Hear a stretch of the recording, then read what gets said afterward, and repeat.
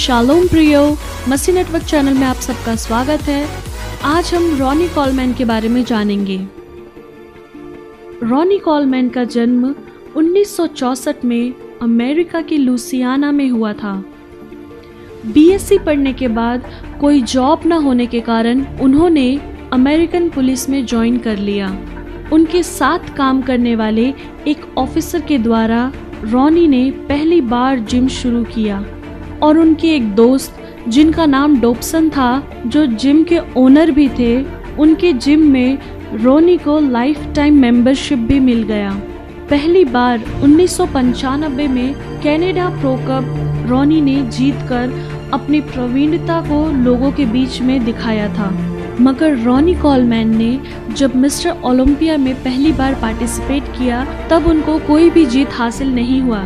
मगर 1994 में वो 5th रैंक में आए। उसके अगले ही साल 1995 में उनका रैंक 10th था और 1996 में वे 6th पोजीशन में आए। मगर 1997 में वे फिर से 9th पोजीशन में आ गए। मगर उनके जीवन में सबसे आशीषित के साल 1998 से 2005 तक लगातार वे मिस्टर ओलंपिया का खिताब हासिल किए। रॉनी निरंतर प्रार्थना करने वाले थे। रॉनी के जीवन में जितने भी उतार चढ़ाव क्यों ना हो, मगर वे प्रार्थना करना कभी नहीं छोड़ते थे। उनकी कई वीडियो में हमने देखा है कि वे अपना डाइट लेने से पहले प्रार्थना करते थे और कोई भी कंपटीशन स्टार्ट और एंड के बाद वे प्रार्थना करना नहीं भूलते थे। उनकी कई जीत की स्पीच में वे मंच में ऑडियंस के सामने यीशु मसीह का प्रचार करने में वे कभी नहीं लजाते थे। कभी कभी वे मंच में प्रभु का धन्यवाद देते हुए उनको रोते भी देखा गया है। रॉनी अक्सर ये संदेश देते थे कि गॉड इज अलाइव, परमेश्वर जिंदा है। वे लोगों को ये समझाते थे कि परमेश्वर जिंदा है। रॉनी की एक विशेषता ये भी थी कि उन्होंने अपने एंटायर लाइफ में कभी भी कोई भी किस्म का ड्रग्स या स्टेरॉइड का इस्तेमाल नहीं किया। जबकि हम जानते हैं कि कई बॉडी बिल्डर लोग अपना बॉडी को बढ़ाने के लिए या फिर अट्रैक्टिव दिखाने के लिए स्टेरॉइड या फिर ड्रग्स का इस्तेमाल करते हैं। मगर रॉनी का जो बॉडी का स्ट्रक्चर है वह सिर्फ नेचुरल एक्सरसाइज के द्वारा बनाया गया है, क्योंकि वे एक बात को जानते और मानते भी थे कि हमारा शरीर परमेश्वर का मंदिर है। इसलिए वे कोई भी प्रकार का ड्रग्स या स्टेरॉइड लेने से पीछे हट जाते थे। मेरे प्रियो, इतने बड़े बॉडी बिल्डर हमारे लिए एक बड़ी इंस्पिरेशन है, जिसने एक अच्छी आदर्श प्रार्थना का और अपने लाइफस्टाइल को मेंटेन बनाए रखने के लिए वचन के अनुसार अपने जीवन को आगे बढ़ाने का एक सबसे अच्छा आदर्श है रॉनी कॉलमैन।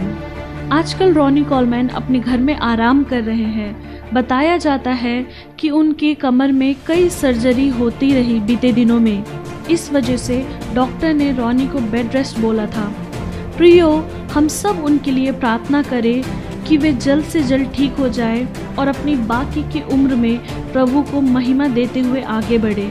आज हमने रॉनी कॉलमैन के जीवन के बारे में जाना कि कैसे वे प्रभु को महिमा देते और निरंतर प्रार्थना करते और कैसे अपना शरीर को नशा और ड्रग्स आदि चीज़ों से दूर रखा। आप लोगों ने ये जाना क्योंकि वचन में लिखा है, पहला कुरिन्थियों 3 उसका 16 और 17 में, क्या तुम नहीं जानते कि तुम परमेश्वर का मंदिर हो और परमेश्वर का आत्मा तुम में वास करता है।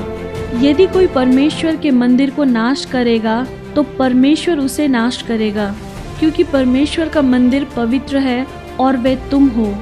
मेरे प्रियो, मैं आप लोगों को इस चैनल के द्वारा ये बताना चाहती हूँ कि आप लोगों में से कोई भी किसी भी प्रकार का नशा में फंसा हुआ है या फिर किसी भी चीज़ का अधीन है, तो आज मैं आप लोगों को इस संदेश के द्वारा मैं बताना चाहती हूँ कि कृपया अपने जीवन को इन सारी बुरी आदतों से दूर रखें, क्योंकि वचन कहता है कि हमारा जीवन परमेश्वर का मंदिर है और अगर कोई भी इसे नाश करेगा तो मैं उसे नाश करूँगा। सच में मेरे प्रियो, ये बहुत गंभीर वचन है जो परमेश्वर ने हमारे लिए दिया है और हम इसे पालन करते हुए अपना जीवन को आगे बढ़ाए। अब तक मुझे सुनने के लिए धन्यवाद। हमारे चैनल में बने रहिए और अगर नए व्यूअर कोई हमें पहली बार सुन रहे हैं तो कृपया हमारे चैनल को सब्सक्राइब करें और बेल आइकन भी ज़रूर दबाएं ताकि आने वाले दिनों में हमारे नए नए वीडियोस का नोटिफिकेशन आप लोगों को मिलता रहे। आप सबको जय मसीह, गॉड ब्लेस यू ऑल।